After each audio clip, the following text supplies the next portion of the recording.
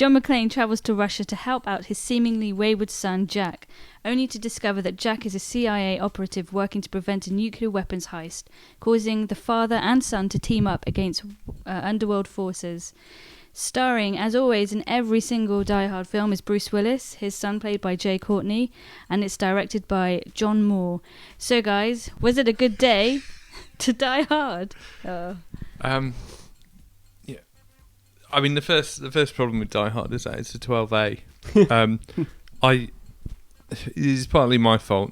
I didn't do it. But, Is it? I thought it was a 15. I just assumed it was because I'd seen the trailers and thought, okay, it's going to be a 15.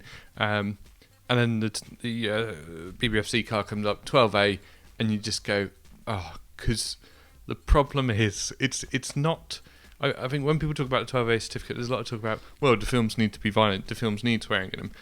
But that's not the issue with the 12A certificate. The issue is that the editing is exactly the same. You end up watching stuff filmed in a very similar way, which is then edited in a very kind of bloodless way. And these films are sort of starting to merge into each other. I mean, the Bourne Legacy or whatever that nonsense was, I think that was 12A as well. It looks exactly the same, so people get punched just about off camera, all this stuff happens. So I mean, that is a definite problem. The other problem is it's just... Die Hard has seemingly become this kind of Mr. Bean style thing where someone goes somewhere and just gets into shenanigans. And like John McClane on holiday. Well, yeah, it's a really bizarre thing. He sort of turns up in Russia, and there's a bit quite early on in the film where I think it's in one of the trailers, he commandeers a vehicle to join the chase that his son's involved in. Can I ask why is he in Russia? Because I haven't seen it. But... He's in Russia because his son, he's fallen out of contact with his son, and his son's in a Russian prison. Right, okay. Cool. The setup is, and John McClane is going over there to visit him in prison or try and sort this out, sort of stuff. I don't know. As a policeman, I don't know if he was planning to go do. to the embassy and just sort of ruck up and say, "Can you release something?" Oh, you're American, brilliant. Yeah, okay. Anyway, so he joins this car chase. His son's involved in a car chase, which is destroying half the city, but no police are turning up. Anyway, and he stops this car, and the guy gets out and starts shouting at him in Russian, as you would do if someone just jumped in front of your car. Yeah. And he punches him in the face and says, "I don't speak Russian," and steals the car. He doesn't. No. And of course, like half the cinema sort of just went, "Ha ha ha, brilliant." Well, Bruce. And the other half went, "Dick."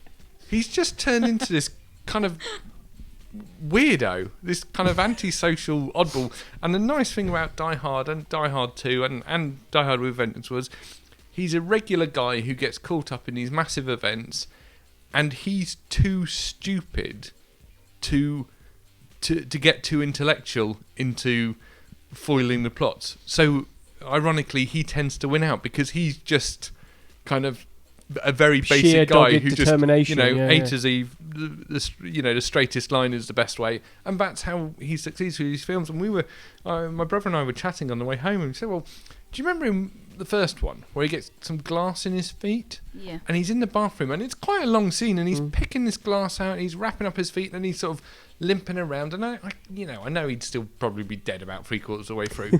But compare that to the scene in which a military helicopter is demolishing the ballroom that him and his son are hiding behind a table or something in.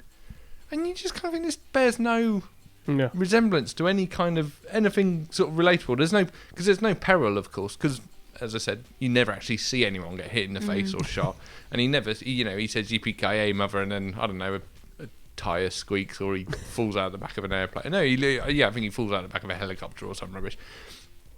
And it's just a film that looks exactly the same as all the other 12A films you've seen, except you're watching it thinking, okay, so they've cut the end off that punch. That does not make it suitable for an 8-year-old, and there were 8-year-olds in the cinema. Yeah. And the whole enterprise is kind of depressing because they're going to release it later in this sort of 15, the version you weren't allowed to see. No, it's the version the money men said we couldn't see at the cinema because my 8-year-old nephew's got to be able to see it as well. And to be honest, I mean, there is nothing memorable about this film apart from a scene in which they're in Chernobyl and they fall into a swimming pool, and one of them says, "Oh, I suppose we're going to get cancer now," and the other one says, "No, it's rainwater." I thought, well, brilliant. That's that solved. That's an interesting one. And it's kind of you just Akin to the scene in Looper where they discuss time travel. yeah, But slightly not. except everyone else is walking around in hazmat suits and stuff. Yeah. And apart from a bit when they spray a room with some liquid that de-radioactivates it. Oh, okay, that stuff. Yeah, that the stuff they obviously must have used. Or down in BQ. But it's just so.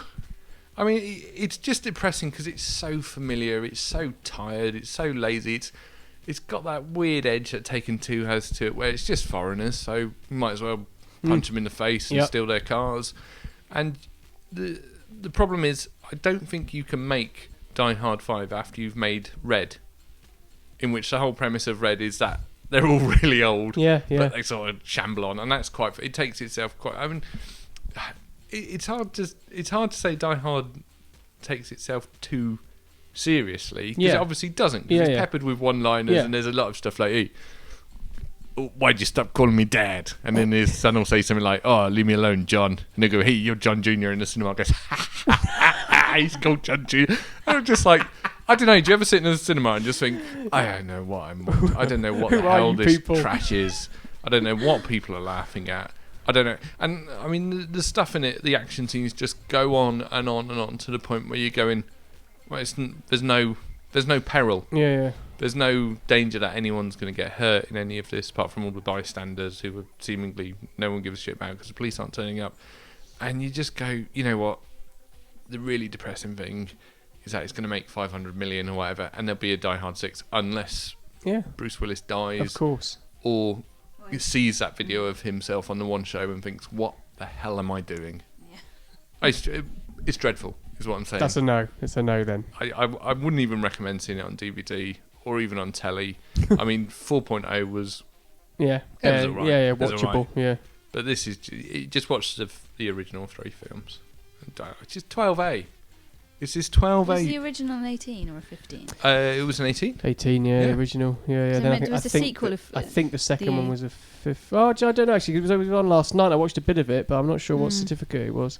I've got to say, I genuinely, 12A doesn't bother me, and this idea that a film company will edit their content to get a bigger audience doesn't bother me, because that's their choice. But be true to the actual material you're cutting for. The Hunger Games was cut for 12A because the film company turned around and said, essentially 12-year-olds read this book, we want them to see the film. Fine, great. But all these films look exactly the same now.